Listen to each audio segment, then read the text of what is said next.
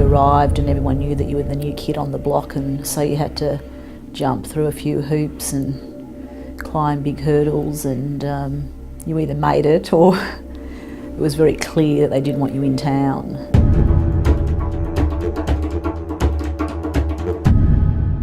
Christine Mendes is my name, and I'm currently practising at the private bar in Dubbo. And I started with the Western Aboriginal Legal Service with Wols in, I'm just trying to remember the exact date. It was, I think, the Monday after the federal election that saw Howard into power. So I think that was the 2nd of March 1996, and I would have started then on the 4th of March 96. And I was at Wols, I believe, until about mid-2001. I became the second most senior solicitor in the organisation within about 6 months of having started practice as a solicitor. Because Dina, Yehia, Brian Hancock both left. Mark Dennis became the principal solicitor. When I arrived, I was introduced to Uncle Nolly Gillen, and he took me to my room, which is still there now but doesn't look anything like what it used to be. It had an old desk there. There was no chair. There was no bookcase, and Nolly took me to one of the local second-hand furniture dealers, and he fitted out my office with me, and I think I ended up with the flashest second-hand chair in the organisation, this great big blue thing, executive chair. So that was a lovely welcome, and then beyond that, you were given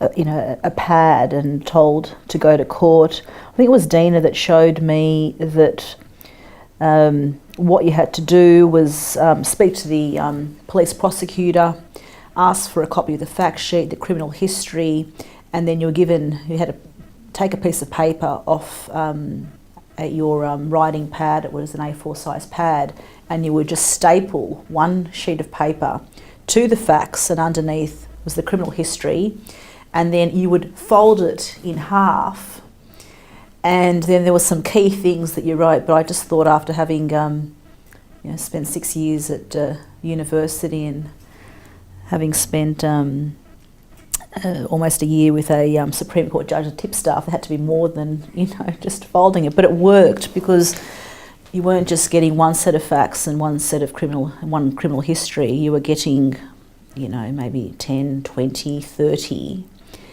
and you just folded them over, and you had the client's name at the top, you had the charge beneath it, and enough room to write a few notes that would assist you in representing them for the day. I was actually employed as the Burke solicitor. That was my designated role, and I would travel to Burke every second week, and I'd be out there for the week, and we'd stay at the Darling River Motel, and then there'd be two solicitors that would travel out with a field officer.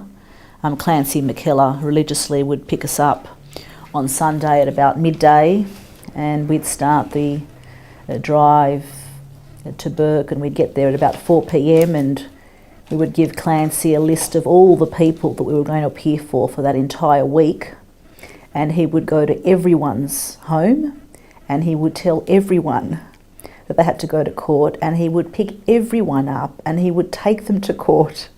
Clancy was wonderful. I remember my first week there. I'll never forget it. But I was in court appearing in a hearing matter, and at that stage all I knew was that the prosecution went first and we went second, and if it got really bad you had to call your client. That was the only other instruction or a bit of advice that you got, apart from how you constructed your brief.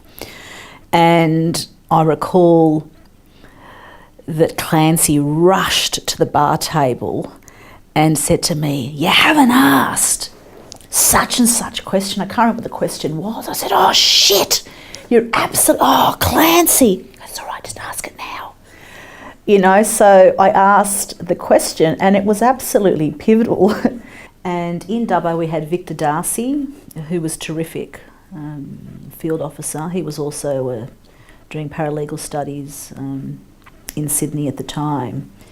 But the role was different here to what it was in Bourke. It was a far more intense relationship. Clancy really, and he has a big family, the McKellar family, in Bourke, but it was often the case that he would have to pick up his daughter's violent partner and bring him to court. And he did it. And I remember, Tunch and I talking about how astounding it would be. It was just incredible to think that you could, pick up your daughter's partner whilst your daughter's in hospital and have him brought to court because, he had to face the court and that was his job and he had the responsibility to do it without fear or favour, and he had to do it impartially. There have been so many amazing, just interesting cases, but so much human tragedy that I don't know. I'll need a lot of counselling when I'm dead, perhaps. I found that it was the camaraderie of the office that got you through it, and in those days we were all young, none of us had any children, and working for Wols was a lifestyle.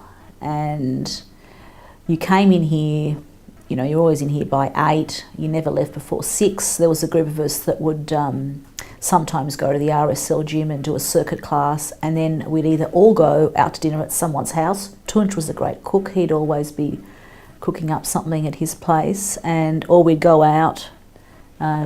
There was only one restaurant, the Echidna, that doesn't exist any longer, and we all went there and had dinner. So and then the next week you'd be off in Bourke. So you got by because you talked a lot about your work, because you shared this common interest, this common life. When I had Kiara, the 21st of April 1999, it was like Kiara was the first Wols baby. It was a significant event, so significant that Brian Hancock, Dina Yehia and Mark Austin drove from Sydney to the Dubbo Base Hospital to visit us. And it was like there was, a baby had been born into the Wols family. And that was just delightful.